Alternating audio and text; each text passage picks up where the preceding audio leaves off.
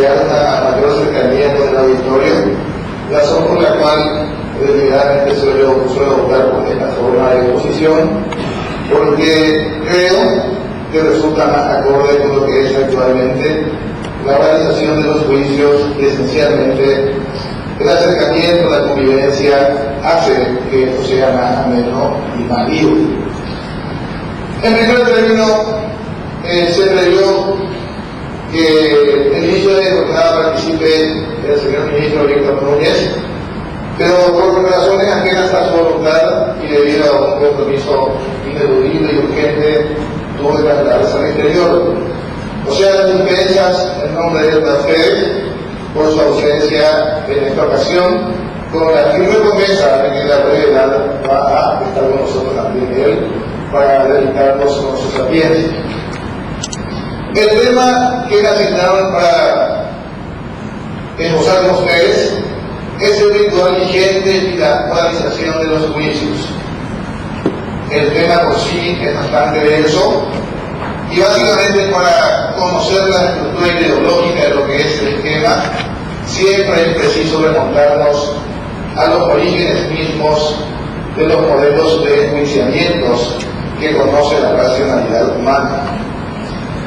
En este concepto, o mejor dicho, en este contexto, desde que el hombre deja de lado la persecución individual o venganza privada o colectiva, en la formación primaria de lo que es Estado, elige una forma racional de sobrevivir sus conflictos penales. En aquellos tiempos originarios de Grecia, el pueblo reunidos en la iglesia a través de en torno a una plaza pública nos presenta como visión retrospectiva a un conjunto de personas ubicados en una parte de la plaza, de los cuales a un costado una persona que se erigía como acusado estaba asistido por un defensor, y del otro costado la persona que fungía de acusador del mismo modo asumía un papel protagónico de acuerdo a su ubicación. Todo en presencia del Consejo de Notables, del Consejo de Ancianos Areópagos, con los cuales se dirimía un conflicto penal. La presencia de los oradores eran determinantes en esos conflictos, y esa visión retrospectiva nos indican de algunos notables como Demóstenes, como Pericles en Grecia, quienes con su preparación en la oratoria asumían y fungían de abogados de estas personas sometidos al conflicto con el Estado. A consecuencia de estas discusiones en debate público y gracias a la utilización de la oratoria, finalmente se llegaba a las conclusiones de acuerdo a lo probado en esa misma reunión, y a consecuencia del cual podría surgir el veredicto de culpabilidad. Como las buenas ideas se transmiten, ese sistema de enjuiciamiento criminal pasó a Roma, y ya en la época de la República que se afianza ese modelo de enjuiciamiento, y de nuevo aparecen connotados oradores como Cicerón, que a través de su elocuencia lograron formar verdaderos preceptos, documentos que hasta hoy se transmiten entre nosotros para finalmente elevar a su justa dimensión lo que es la polarización de los juicios. Son famosas las preliminarias de Cicerón, cuyas piezas esenciales hasta hoy persisten: las recomendaciones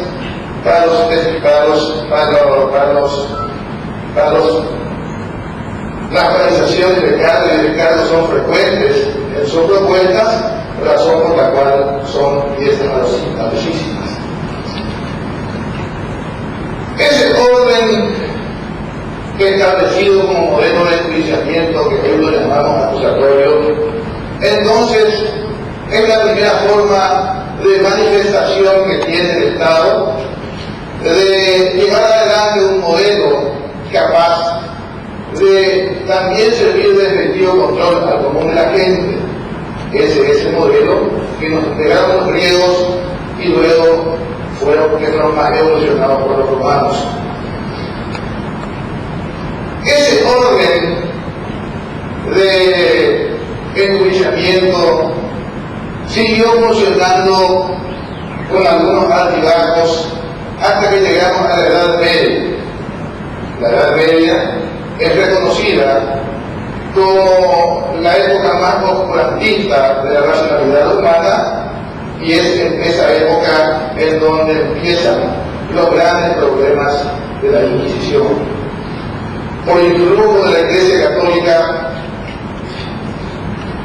y por la confusión existente entre delitos y pecados, prácticamente se confunden ambas entidades, y los delitos para su persecución deberían observar también las mismas reglas establecidas en el derecho canónico para la persecución de los hechos atentatorios como contra la fe, como la brujería y la blasfemia. Los procedimientos engorrosos, escritos entre cuatro paredes, el abuso de la prisión preventiva, son temas alto conocidos entre nosotros. Simplemente basta remarcar la tremenda confusión existente en la época y la influencia de la Iglesia Católica para aceptar como verdaderos dogmas los preceptos de la Inquisición, entre ellos la confesión, que aparece en la formulación del esquema.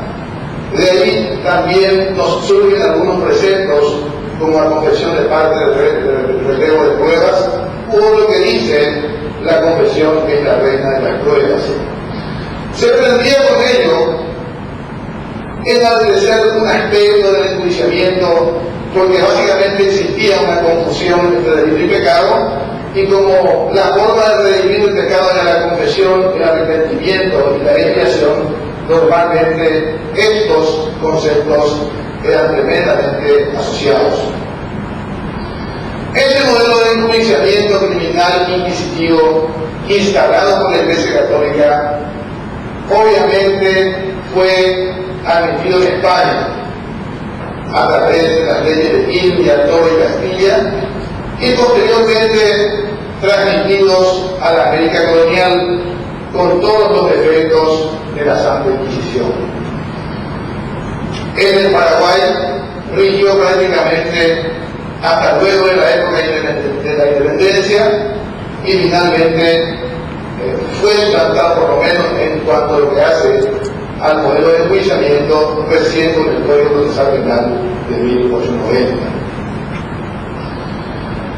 El iluminismo, la época del iluminismo de la racionalidad, proviene más o menos a partir de los años 1750, 1760, 80 inclusive, a través de la labor de los franceses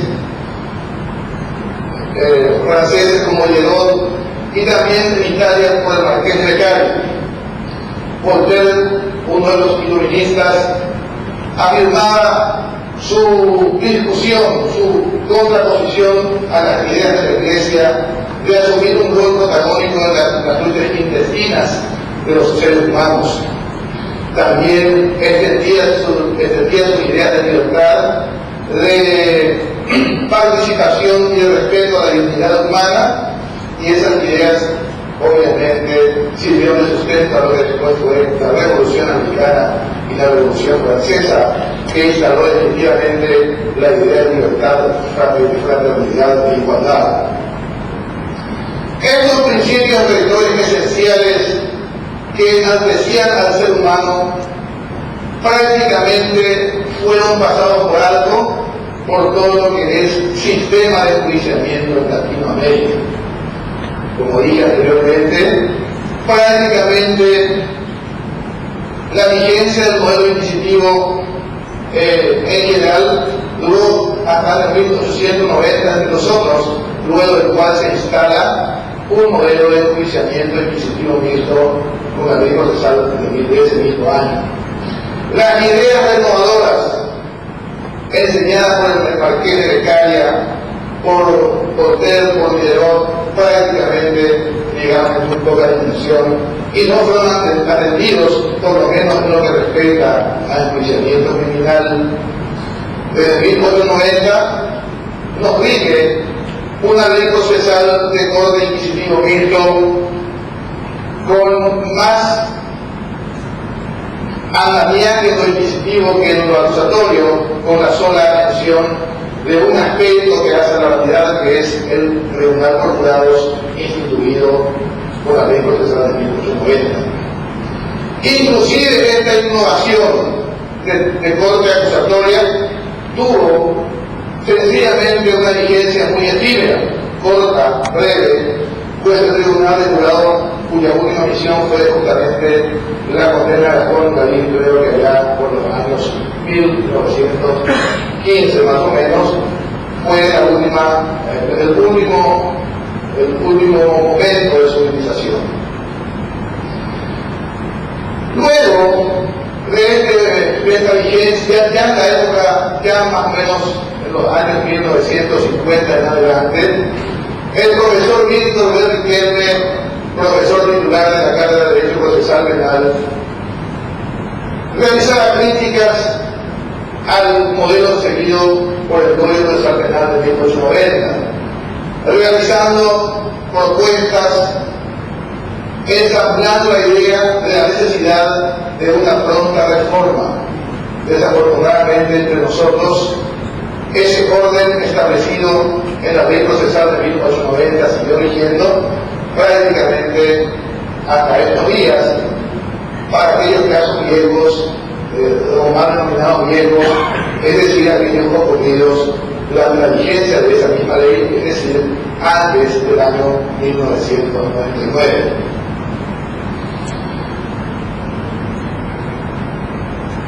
La Constitución Nacional de 1992 es lo que otorga algún atisbo de esperanza en lo que es organización de los juicios, pues implementa un nuevo modelo de convivencia entre los ciudadanos paraguayos.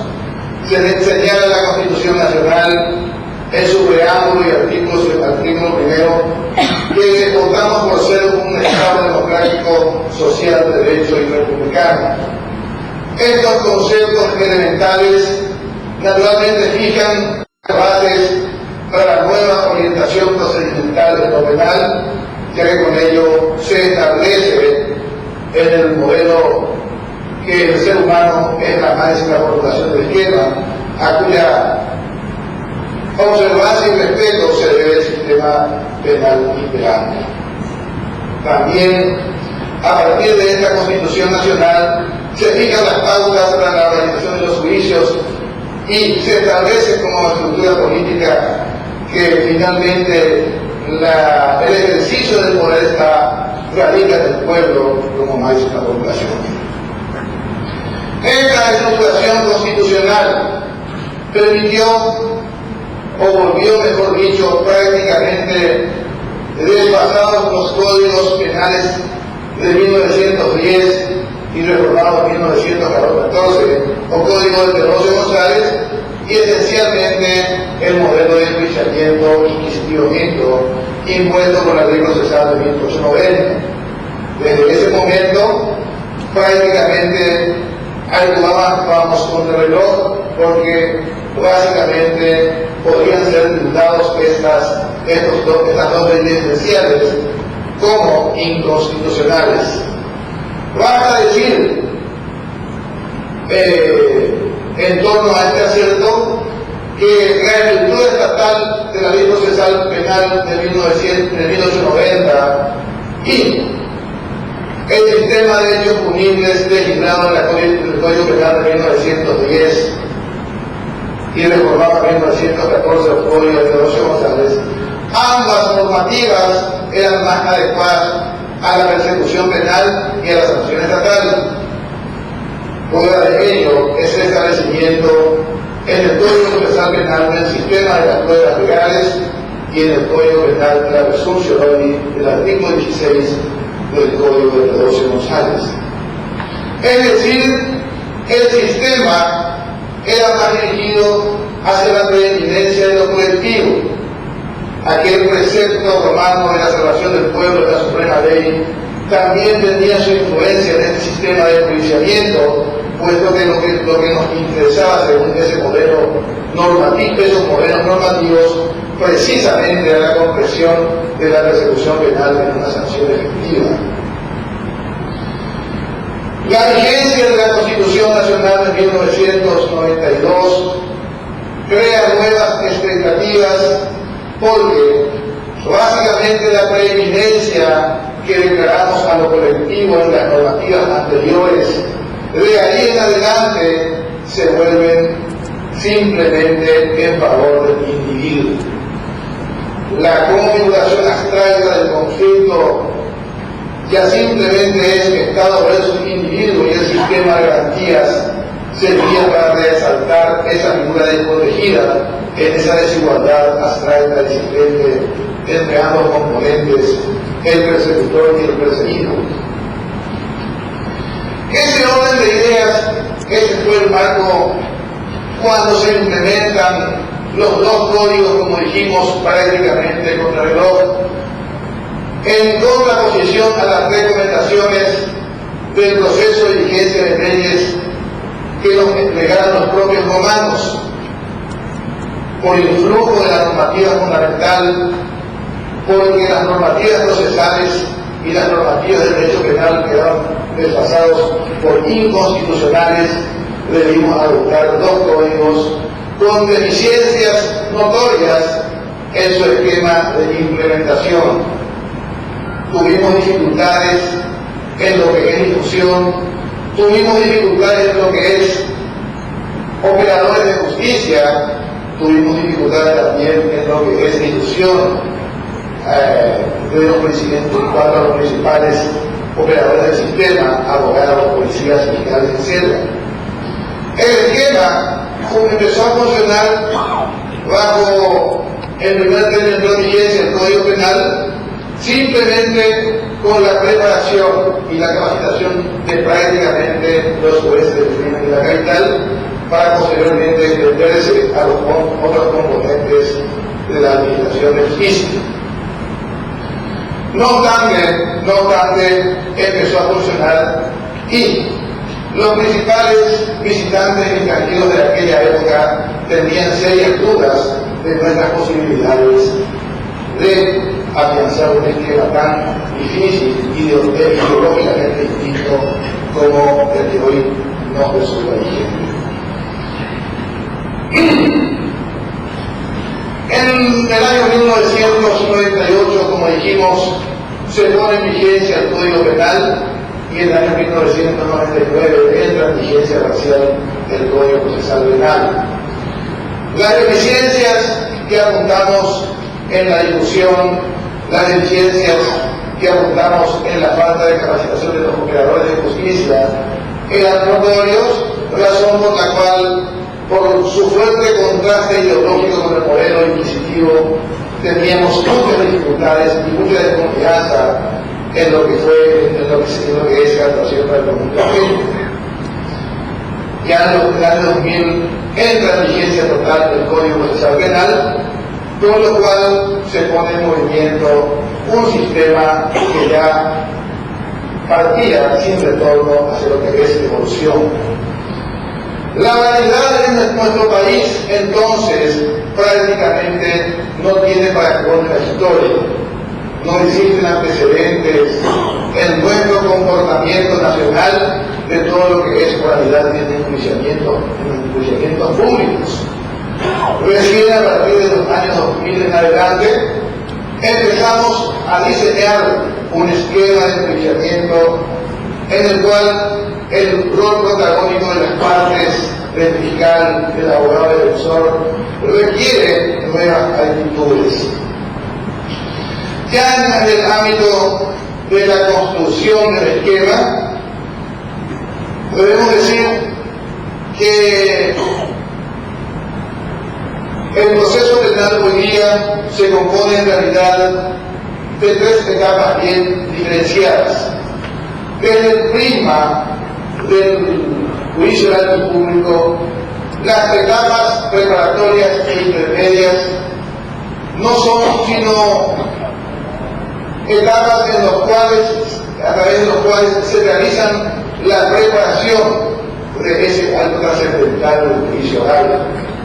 Es la etapa del juicio oral y público, en donde finalmente se concretan los principios fundamentales de lo que es juicio público. La esencia de la contradicción, la esencia de la realidad, la esencia de la indagación, se plasman en este acto trascendental, en donde a través de la proposición de los alegatos se llegan a visualizar en forma correcta y se concretan las dimensiones probatorias, las posibilidades de defensa, las posibilidades de la acusación. Se realiza el ejercicio del debido control de las partes y también de la necesaria contradicción de todo lo que es estos aspectos esenciales. El juicio oral público, visto el proceso penal desde el prisma del juicio oral público, entonces las constancias documentales, las recolecciones de evidencias, el control probatorio propio de la etapa intermedia, no son sino antecedentes, prolegómenos o anecdotarios de todo lo que debe reeditarse, mejor dicho, en el juicio oral y público. Ese es el esquema genérico de nuestro sistema procedimental que, como dijimos por vez primera hoy día, va implementando, va enmarcándose en torno a la verticalidad. La realidad en las otras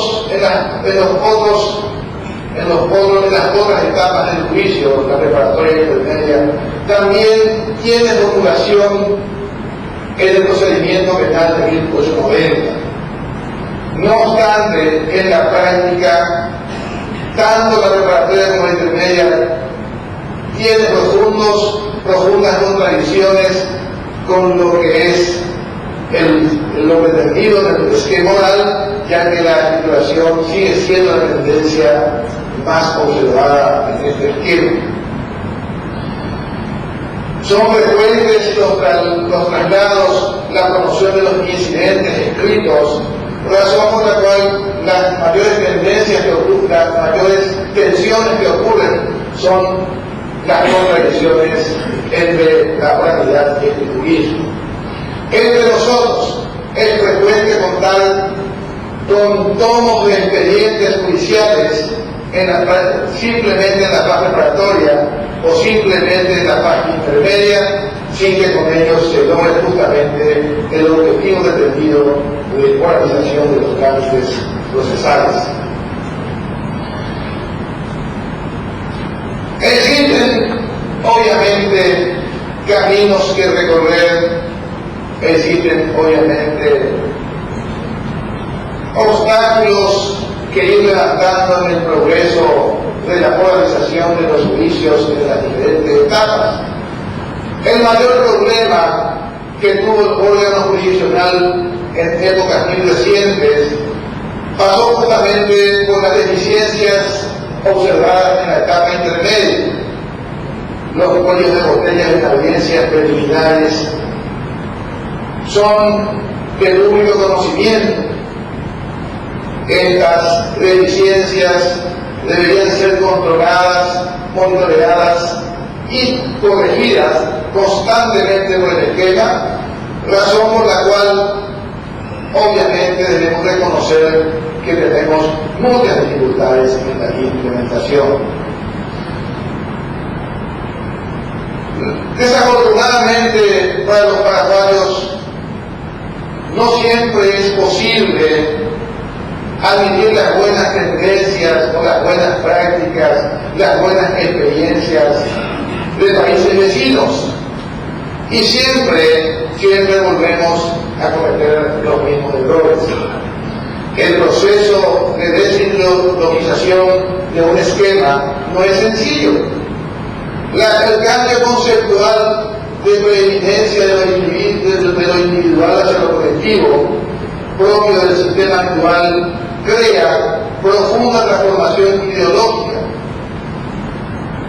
Gracias a la experiencia de Córdoba tenemos que simplemente en el año 1939 se introduce como sistema de enjuiciamiento del modelo oral y la transición duró 50 años, es decir, la vigencia parcial solamente para la provincia ocurrió en 1939 y la vigencia total en todas las demás ciudades de la provincia de Córdoba se extendió hasta 1989.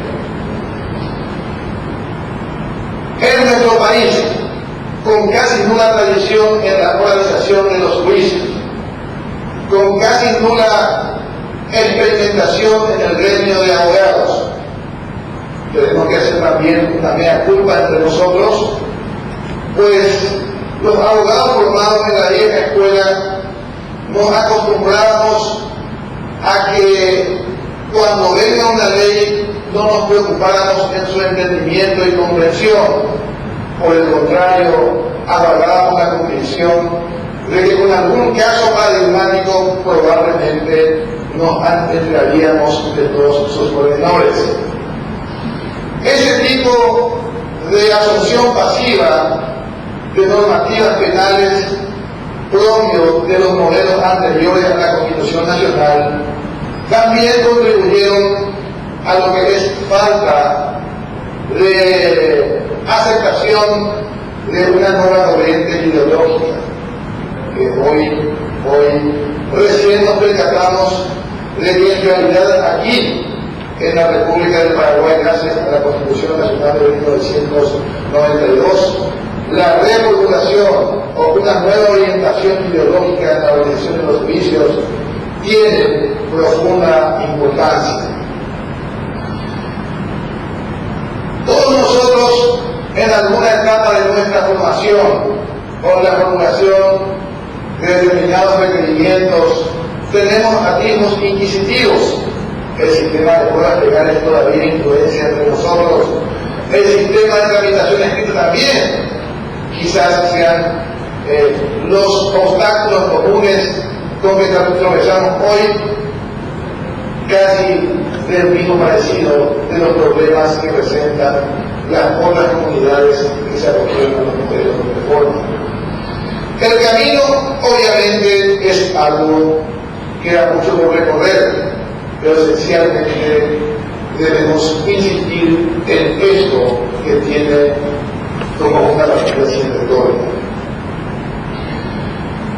El proceso penal orientado en general de la forma muy ligeramente expuesta tiene entonces su epicentro en la realización y compresión del juicio oral y público. Desde esa perspectiva es esencialmente de instancia única, porque simplemente a través de la presencia del tribunal de sentencia y del común de la gente es que se perfecciona el juzgamiento público. La presencia de las partes, la comprensión de los principios de inmediación, oralidad, concentración, publicidad, etc., motivan suficientemente para la afirmación de que esencialmente nuestro modelo de enjuiciamiento es de instancia única. En materia de recursos, básicamente en lo que es apelación general se sigue el modelo de doble juzgamiento elegido en el artículo 8 del Pacto de San José de Costa Rica. Es decir, existe siempre, mediante apelación general, de efectuar una revisión del hecho controvertido en instancia superior a los efectos de su corrección, si es posible. En materia de apelación especial, básicamente las limitaciones recursivas son tales que solamente se los admite a condición de que se refieran a errores de juicios y vicios de sentencia. Los casos de nulidad absoluta son materias que son pasibles de revisión de oficio o pueden ser ante la facultad oficiosa de los tribunales de apelación. En materia de recursos extraordinarios, todavía tenemos mayores limitaciones.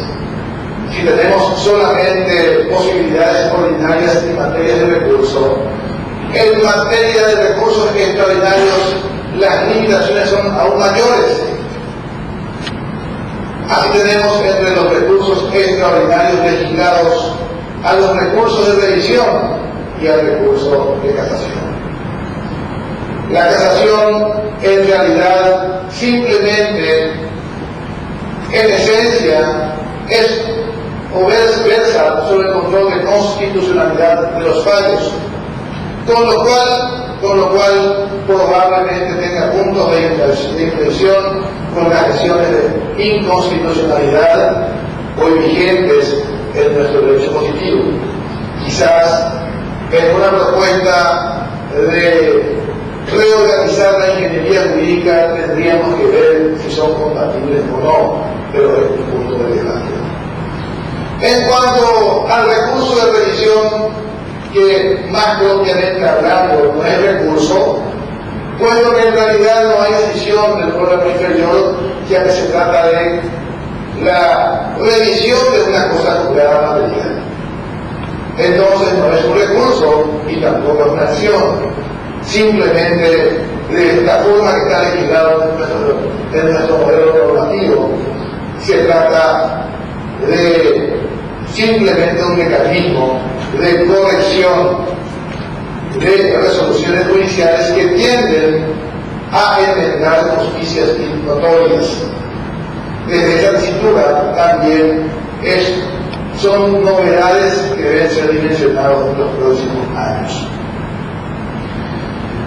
Estas dificultades y estos puntos críticos apuntados al modelo penal imperante indudablemente son indicadores de lo poco que aún transitamos en el afianzamiento del esquema y lo mucho que queda por hacerse. En definitiva, simplemente tenemos que expresar de que finalmente estamos en un sistema que ya empieza a dar sus primeros frutos, porque gracias a este nuevo esquema hoy podemos reconocer con toda franqueza que tenemos los primeros culpables en los procesos penales. En el sistema o la inteligencia del sistema inquisitivo mixto, ustedes habrán escuchado una frase célebre de uno de los reclusos que en aquel entonces estaba en Tacumbú. En este sitio estamos recluidos, de los cuales los 1999 son inocentes y un equivocado. Ese orden, esa situación de hecho hoy cambió.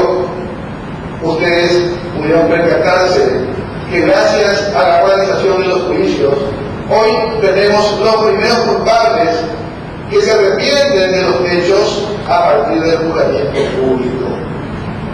Ya terminadas las audiencias, los debates, el común de la gente puede finalmente también extraer sus conclusiones, aún admitiendo que quizás no tengan la capacidad de distinguir los criterios de medición de penas, las bases de la responsabilidad, etcétera, que son vericuetos jurídicos que más bien manejamos los abogados. En definitiva, tenemos significativos avances que son dignos de consideración.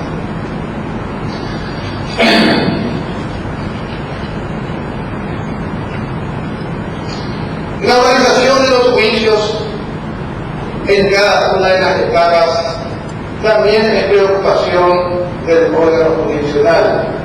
Hoy día nos abocamos en la tarea de organizar no solamente lo que son etapas preparatorias e intermedias, pretendemos igualmente que los trámites esenciales de la organización lleguen hasta la propia Corte Suprema de Justicia a través de los procesos necesarios de fundamentación, sean en los recursos extraordinarios de casación o revisión, Sería tan importante que la Corte Suprema de Justicia instale un mecanismo a través del cual los recursos de revisión sean atendidos directamente por la Sala Penal. Estas ideas no son sencillamente concreciones del exponente, tienen profunda relación con el modelo de enjuiciamiento elegido como matriz de nuestro sistema, y esencialmente esas tendencias marcarán realmente un avance significativo en lo que es transparencia de la administración de justicia. El pueblo precisa conocer el comportamiento de sus magistrados, la forma de dilucidar los conflictos, porque esto no es un misterio, como alguna vez ha atribuido la Iglesia a aquellas cuestiones inexplicables en los círculos de la fe. En suma, yo creo que hay mucho que decirse en todo lo que es procedimiento penal.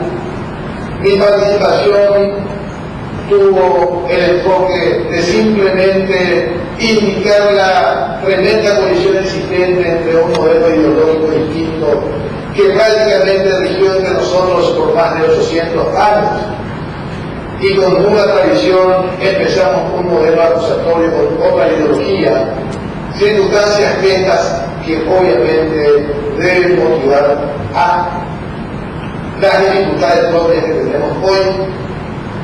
Nosotros creemos, con Mauro Capelletti, en su obra Proceso, Ideología y Sociedad, que el afianzamiento de un modelo ideológico no es simplemente compatible con la edad cronológica del ser humano, sino principalmente con el paso de una generación.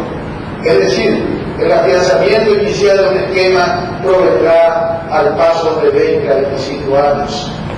Nosotros simplemente estamos en los 7 primeros años de la formulación del esquema y las dificultades son hasta advertibles. Por eso no queremos extraer responsabilidades, no podemos eludir defectos al esquema, sino simplemente indicar que vamos para adelante, y es posible que en los próximos años tendremos mayores concreciones.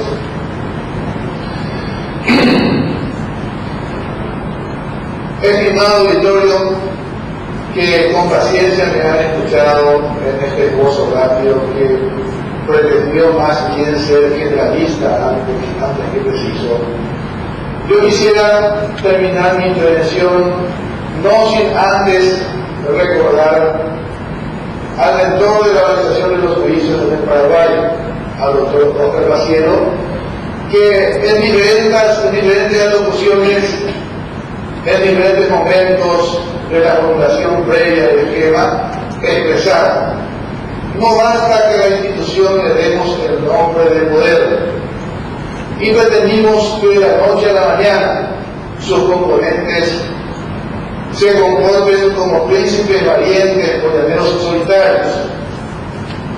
Es importante, por los conductos que fuesen, otorguemos al pueblo un correcto control sobre su administración de justicia. Muchas gracias.